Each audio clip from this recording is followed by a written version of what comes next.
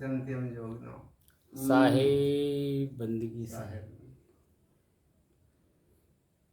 संत कबीर सहज समाधि योग साधना में आप सभी संतों का हार्दिक स्वागत और अभिनंदन है। मैं वैसे अपने कबीर साहिब के ही सहज साधना को आज के 651 दिन पहले शुभारंभ किया था, जिसमें कबीर साहब को जो मूल सिद्धांत है जीववाद, तो उसी पर हम यहाँ ध्यान सिखा रहे हैं कि जीव अपने को शिव कैसे बनाए। क्योंकि दो चीज़ें हैं, शरीर और मैं, तो दोनों अलग अलग, जैसे मकान और मकान मालिक दो हैं, वैसे शरीर और मैं स्वयं बोलने वाला। तो जब तक स्वयं मैं बोलने वाले का ज्ञान नहीं होगा तो शरीर का ज्ञान नहीं होगा। क्योंकि आज तक हम सभी लोगों ने शरीर को ही मैं मान के काम कर रहे हैं, जो कि शरीर मेरा है, न कि मैं शरीर हूँ। तो जब शरीर मेरा है तो मतलब होता है, मेरा का मतलब ही होता है मेरे से अलग। तो आँख मेरे से अलग है, तो आँख का काम सिर्फ देखना होता है। सूंघना, बोलना, सुनना, चलना, उठाना, ये कोई काम नहीं करता है, सिर्फ देखने का काम करता है।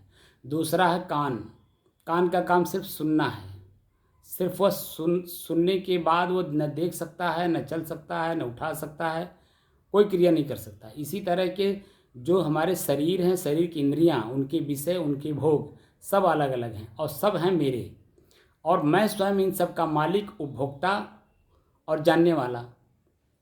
तो मुझे जब ये जान करके हम कार्य करेंगे तो हम कभी गलती नहीं करेंगे। और संत वास्तव में समाज के सबसे बड़े जिम्मेदार पद पर हैं। उनका कर्तव्य बनता है कि स्वयं पहले अपने आप के इंद्रियों, उनके विषय, उनके भोग से अपने को बचाए, और साथ साथ जो भक्त या दुखी पीड़ित लोग आपसे संपर्क में आए तो पीड़ा उनकी किस तरह की है। आँख की पीड़ा है, यानी किसी को देख रखा है। कान का पीड़ा है, कोई बात सुन रखा है। जीभ का पीड़ा है, कोई स्वाद ले रखा है, या मन की कोई कल्पना है। तो जिस तरह का उसकी पीड़ा है, जब उस पीड़ा को समझेंगे तो उसका सॉल्यूशन भी आप दे देंगे, और उस अपने पीड़ा से मुक्त होगा, वह आपको अपना आदर्श पूजनीय भाव रखेगा। तो मूल चीज़ है कि मैं और मेरा शरीर। तो मैं तक जानने के लिए या दो चीज़ें आता है, भगवान और ईश्वर। भगवान शरीर को कहते हैं क्योंकि पंच प्रकृति है। भगवान शब्द में 5 अक्षर है, भ ग व आ न। भ भूमि, भूमन मिट्टी, ग गगन, वायु, आग, नीर, ये पंच प्रकृति है जो हमारा शरीर है। और इसी में मैं रहता हूँ, और दोनों संयोग से अलग अलग हैं। ईश्वर मैं को जानने का एक साधन है। जैसे कबीर साहब ने कहा कि श्वास श्वास सुमिरन करो, वृथा श्वास मत खोए। तो श्वास का सुमिरन कैसे करेंगे, उसी की कला सिखाता हूँ। श्वास का सुमिरन मतलब श्वास को अपने से अलग होकर के देखना होता है। जब अपने श्वास को अपने से अलग हम देखने का प्रक्रिया शुरू करते हैं तो उसमें विकार आते हैं 6, ठंड, गर्म, शीतल। हमारा जो श्वास अंदर जाता है, उस श्वास में जो गर्मी है, ठंडी है, शीतल है, हवा, वो महसूस कराता है। हवा में 2 चीज़ें और मिलती हैं, सुगंध और दुर्गंध। तीसरा चीज़ मिलता है सामान्य। इन 6 चीज़ों से अपने आप को बचाना होता है। उसके बाद तब जा कर के अपने का बोध होता है, और धीरे धीरे मैं और मेरे का अंतर होता है। आँख अलग है, कान अलग है, नाक अलग है, यानी पूरा शरीर मेरे से अलग है। जैसे आप लोगों ने एक उदाहरण के रूप में गुजरात में जो सोमनाथ मंदिर था, आपने देखा होगा, मंदिर के बीचों बीच शिवलिंग में बिना किसी संसाधन के स्थिर था, रुका हुआ था ना बीचों बीच। वह आप लोगों ने कभी उसके बारे में कल्पना या जानने की कोशिश नहीं की होगी। वह वास्तव में वही चीज़ों को प्रदर्शित करता है कि इसी शरीर के अंदर में, ये शरीर मंदिर है, मंदिर के बीचों बीच जो हृदय क्षेत्र है, जो ये जीव बोलने वाला है, वहीं पे रहता है। और ये अनुभव की बात है, ये वास्तविक स्थिति है। उसी को वहाँ प्रदर्शित किया गया था, लेकिन लोग जानते नहीं। लेकिन क्योंकि वो चारों तरफ से चुंबक था, और चुंबक के कारण वो बीचों बीच रुका हुआ था। ऐसे ही हमारे जो इस चेतना है, अपने हृदय में एकदम बीचों बीच, जब श्वास श्वास के माध्यम से सारी इंद्रिय और शरीर, जब जैसे जैसे आप अलग अलग करेंगे, वैसे वैसे अलग होते होते बीचों बीच आप अपने आप अनुभव करेंगे। तन थिर मन थिर सुरति निरत थिर होय, कहीं कबीर ता पलक ही कल्प बराबर होय। जब हमारी सारी इंद्रियां उनके विषय उनके भोग स्थिर हो जाते हैं तब अपने आप का वहाँ झलक मिलता है, और उस झलक का जब हम लोग अभ्यास करते हैं तब अपने आप को पूर्ण ब्रह्म का ज्ञान होता है। ब्रह्म किसे कहते हैं? भ्रम दूर हो जाए ब्रह्म सामने है। ये भ्रम भूत सकल जग खाया, जिन जिन पूजा ते जहड़ाया, यानी उलझा उसी में। तो ब्रह्म भ्रम को दूर करते मिलता है। गीता का 16वां अध्याय का 18वां अध्याय का 54वां श्लोक है कि ब्रह्म भूत प्रसन्नात्मा न सोचति न कांक्षति, समय सर्वेषु भूतेषु मद भक्तिम लभते ब्रह्म। जो ब्रह्म है वो आपके मन की प्रसन्नता है, उसी को ब्रह्म कहा गया।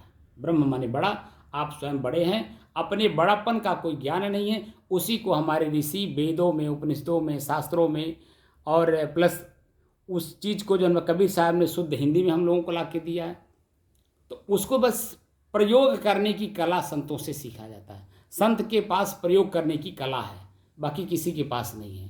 तो इसीलिए मैं चाहूँगा कि जो हमारी साधना है सहज साधना, उसमें आप लोग पधारे हैं, मैं तो अभिभूत हूँ, और साथ साथ में आप लोगों से थोड़ा सा उसमें कुछ जानना चाहूँगा कि हमारे कबीर साहब की जो सहज साधना है उसके बारे में थोड़ा थोड़ा 5-5 मिनट आप लोग थोड़ा सा हमको ज्ञान दें, ताकि मैं भी और जो शिष्य, क्योंकि देखिए अंग्रेजी में एक कहावत है टर्नओवर, तो हमको भी टर्नओवर करना पड़ता है। टर्नओवर का मतलब होता है एक जगह से कमाई करना दूसरे जगह खर्च करना। तो मेरी कमाई कहाँ है? संतों के बीच। संतों से हम कमाते हैं और भक्तों के बीच में हम बांटते हैं। तो भक्त तो लाखों की तादाद में है और संत तो इक्का दुक्का कहीं कहीं है। तो आज तो मेरे लिए सौभाग्य का विषय है, एक संत का टोली हमारे साथ है। तो मैं चाहूँगा कि हमको अपनी कमाई करने के लिए थोड़ा थोड़ा कुछ उसमें जोड़ने का प्रयास करें तो मुझे बड़ी प्रसन्नता होगी। तो मैं वीरेंद्र साहब से कहूँगा कि थोड़ा सा कुछ साधकों के लिए, मैं भी आपका ही साधक हूँ, तो साधकों के लिए थोड़ा सा कुछ। भाई जो साधना करता है वही साधक होता है, जो नहीं करता है वो साधक नहीं हो सकता है। तो कुछ मूल है कि कबीर साहब जो कहते हैं उसी को हम लोग सुनते हैं, उसी को जो है पढ़ते हैं, उसी पर चलने की कोशिश करते हैं, प्रयास करते हैं। तो कबीर साहब बीजक मूल चीज़ है, सबसे उत्तम बीजक है, और ग्रंथों को छोड़ करके सबसे मूल चीज़ बीजक है। तो कबीर साहब कहते हैं संतो सहज समाधि भली है, वो तो दूसरा प्रसंग है। हाँ, तो संतो ये प्रसंग लिखे हैं कि संतो सहज समाधि भली है, गुरु प्रताप भई जा दिन सो सुरति न अंत चली है। जब से गुरु की प्रताप मैंने उसकी प्रेरणा या उनकी जो है आशीर्वाद मिला है, हाँ, तब से ये सुरति हमारा एकत्रित हो गया है, शांत हो गया है। जहाँ जहाँ जाओ सोई परिक्रमा, जहाँ जाओ वही परिक्रमा के रूप में मान लेते हैं। जो कुछ करो तो पूजा, जो भी कर्म हम करते हैं वो पूजा के रूप में मान लिया जाता है। गृह बनखंड एक करि जानो, भाव मिटाओ दूजा। गृह और बनखंड दोनों को बराबर समझ लो। यहाँ रहेंगे तो वहाँ रहेंगे तो मन की गति जो है शांत करना है। हाँ, अन्न त्यागो मन को,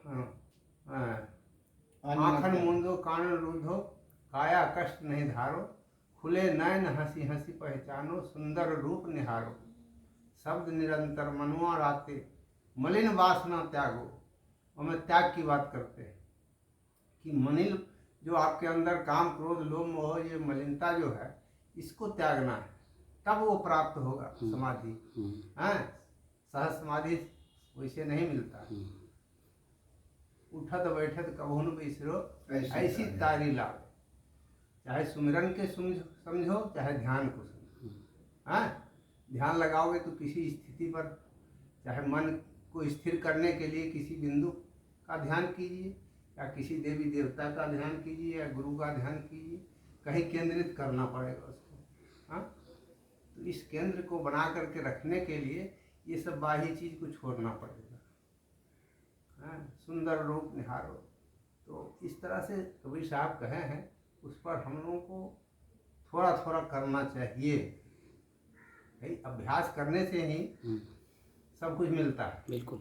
और एक से एक जो संसार की कृति देख रहे हैं वो सब अभ्यास से ही मिलता है। तो हमको भी समाधि लगाने के लिए जरूरी कुछ देर 5 मिनट 10 मिनट नहीं कुछ करते हैं तो ईश्वर का नाम लो, गुरु का नाम लो। भाई गुरु सर्वोपरि है। बिल्कुल। गुरु का महत्व ही ईश्वर के बराबर ही है। तो ये आप इच्छा हो तो गुरु का नाम लो, इच्छा हो तो किसी देवी देवता के छोड़ करके ईश्वर का। ईश्वर और देवता में अंतर है। ईश्वर उसको कहते हैं सर्वव्यापी को, देवता सर्वव्यापी नहीं होता, एक देशी होता है। उसमें शक्ति होती है जिसके द्वारा हम कुछ चीज़ प्राप्त करते हैं, कुछ चीज़ जो है मिल जाता है। तो एक एकांगी चीज़ मिलता है। तो कबीर साहब एक शब्द में कहते हैं कि यह मन तो शीतल भया जब उपजा ब्रह्म ज्ञान। जब आपको ज्ञान प्राप्त हो जाएगा तो ये मन शीतल हो जाएगा, ठंडा हो जाएगा। यही वसंदर जग जरे, जिस आग से संसार जल रहा है, काम क्रोध लोभ मोह से तो सो पुनि उदक समान। उदक माने पानी के समान हो जाता है। यही अग्नि जो है वो पानी हो जाएगा। तो मन जब शीतल हो जाएगा तो आप ब्रह्म को प्राप्त करेंगे। यही चीज़ है, ब्रह्म की प्राप्ति के लिए साधना की जरूरत है, हैं? इसको कोई इनकार नहीं करता है। तो ये साधना मतलब हम लोग रास्ता सही चल रहे हैं कि? देखिए, प्राप्ति के लिए किसी चीज़ का माध्यम खोज रहे हैं। हाँ बिल्कुल बिल्कुल। या तो आप मन को स्थिर करने के लिए शून्य में जा रहे हैं, बिंदु पे जा रहे हैं, और कोई जो है देवी देवता में जा रहा है। लेकिन ध्यान करना चाहिए, इसको नहीं त्यागना चाहिए। वही तो कह रहा, मतलब हम लोग जो ध्यान साधना केंद्र खोल रहे हैं ये मतलब सही दिशा है अपने लोगों के लिए? देखिए, सबका विचारधारा अलग अलग है, सबको हम बराबर नहीं कर सकते। किसी का मानसिकता अलग है जी। हमारा प्रयास होना चाहिए कि जो उस लायक उसको ग्रहण करने वाला हो, क्षमता जो रखता है समाधि लगाने को, वही समाधि लगा सकता है। नहीं तो इसमें नहीं कर सकते। नहीं, इसमें सब हर काम की जी जी। देखिए, एक व्यक्ति एक समाज सब काम को बराबर नहीं कर सकता। इसमें कुछ तो लोग को प्राप्त होगा, कुछ लोग को नहीं प्राप्त नहीं होगा। इस नाते भाई अपना प्रयास हमारा जारी रहना चाहिए। हमको चिताना चाहिए, समझाना चाहिए। जो लोग आना चाहते हैं जी जी। उसमें आकर के बैठे और उससे के आनंद का अनुभव करें जी। हाँ, और उसमें जो मिले उससे दूसरे को भी बांटे। बिल्कुल। हाँ, एक चीज है कि हम जबरदस्ती सबको पकड़ करके नहीं बैठा करके कर सकते हैं कि आप भी कीजिए, आप भी कीजिए, आप भी कीजिए। उसको पात्रता, जिसके अंदर जो है ग्राहक क्षमता है, उसको बैठाइए। बिल्कुल। कि जो समझे आपकी वाणी और जो उस पर कुछ प्रयत्न करे, अमल करने का प्रयत्न करे, उसको समझाइए जी जी। तब वो सफलता आपको भी मिलेगा, उनको भी मिलेगा जी। तो गोपाल साहब, अरे भाई आपका तो आशीर्वाद चाहिए ना। आगे आगे आगे आगे साहब जी तो अपना कह ही दिए सब कुछ। अरे नहीं ठीक है साहब, तो कहे ही थोड़ा थोड़ा प्रसाद हमको सबका मिल जाए ना। हम तो ग्राहक हैं ना। हाँ चल बस 5 मिनट थोड़ा सा आशीर्वाद ले लें, बस थोड़ा सा आशीर्वाद दे दीजिए, फिर चल रहे हैं। हाँ, ये सामने में आएंगे तो अच्छा रहेगा। आ जाइए हाँ, गर्मी हो रही है, मच्छर भी काट रहा है। बात दे दीजिए। कबीर साहब जो हैं सहज साधना की बात करते हैं जी। बिल्कुल। तो कोई बहुत कठोर साधना की बात नहीं करते जी जी। न आपको कंदराओं में जाने की जरूरत है, न गुफाओं में जाने की जरूरत है जी, नदी के तलछटियों में जाने की जरूरत है जी जी। वो सहज अवस्था की बात करते हैं। बिल्कुल हैं, जैसे कि साहब ने कहा ना कि अभी कबीर साहब ने कहा संतोष सहज समाधि भली। सहज साधना की बात वो भी करते हैं। जहाँ जहाँ जाओ, आप जहाँ जाते हो वहाँ आपके लिए वो परिक्रमा समझ करके करो, और जो कुछ करो उसको पूजा जी। जो भी अपने जीवन में जो भी आप कर्तव्य करते हैं, जो भी कर्म करते हैं, तो उसको कहते हैं शुभ कर्म। जो भी शुभ कर्म करते हैं उसको पूजा समझ के करो।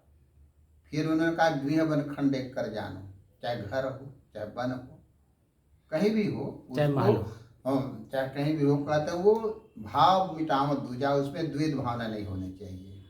जैसा घर है वैसे मेरे लिए बना है। आंखन मूंदो कान रूंदो, जैसे आँख कान हम लोग बंद करते हैं उस परमात्मा की प्राप्ति के लिए, तो आँख कान बंद करने की जरूरत नहीं है। एक आत्मसमर्पण की भावना होनी चाहिए। जैसे कबीर साहब ने कहा कि मेरा मुझ में कुछ नहीं, जो कुछ है सो तोर, और तेरे तुझको सौंपता क्या लागेगा मोह। जब तक मनुष्य के अंदर में आत्मसमर्पण की भावना नहीं होगी तब तक वो कुछ भी नहीं कर सकता। सही है, इसलिए आत्मसमर्पण होना बहुत जरूरी है। और अपने को कुछ समझो मत कि मैं कुछ हूँ, मैं साधु हूँ या बहुत बड़ा पहुँचा हुआ फकीर हूँ, चाहे महात्मा हूँ, चाहे बहुत बड़ा विद्वान हूँ। इस तरह के अगर अंदर में आपकी भावना आ जाएगी तो ये अहंकार की भावना है। इसलिए सहज अवस्था होनी चाहिए। जहाँ जहाँ जाऊँ सोई परिक्रमा, जो कुछ करूँ पूजा गृह मन खंड कर जानो भाव मिठो। आंखन मुंदो कान रुंदो, काया कष्ट न धारो, यानी शरीर को बहुत कष्ट देने की भी आवश्यकता है। बिल्कुल सहज अवस्था। काया कष्ट न धारो, खुला नयन हंसी हंसी पहचानो, सुंदर रूप निहारो। शब्द निरंतर मनुआ राते, मलिन वासना त्यागे, उठत बैठत कबहु न बिसरे ऐसे तारे लागे। कहते हैं जिस परमात्मा में जब आपका मन तारतम्य उसमें जब लग जाएगा, उठते बैठते जागते, तो कहते हैं अपने आप समाधि अवस्था में पहुंच जाएंगे। समझे? उठत बैठत कबहु न बिसरे ऐसी तारी लागे, गुन मुन रहनी सो परगट करि गाई, अब दुख सुख से एक परय परम पद, सो पद है सुखदाई। जो परम पद है कहते दुख सुख से परे है, उसको आप प्राप्त करना चाहते हैं तो एक आत्मसमर्पण की भावना होना बहुत जरूरी है।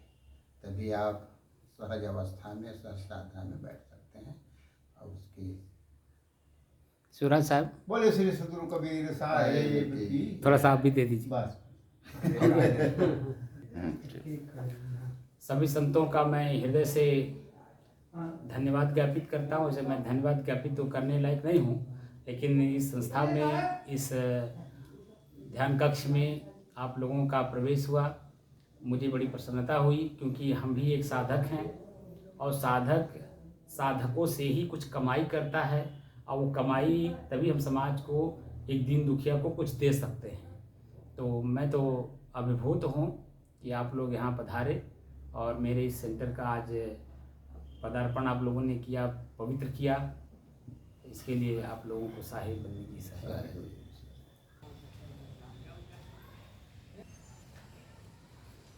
ध्यान रहो, सहज ध्यान रहो, गुरु के वचन समाई योग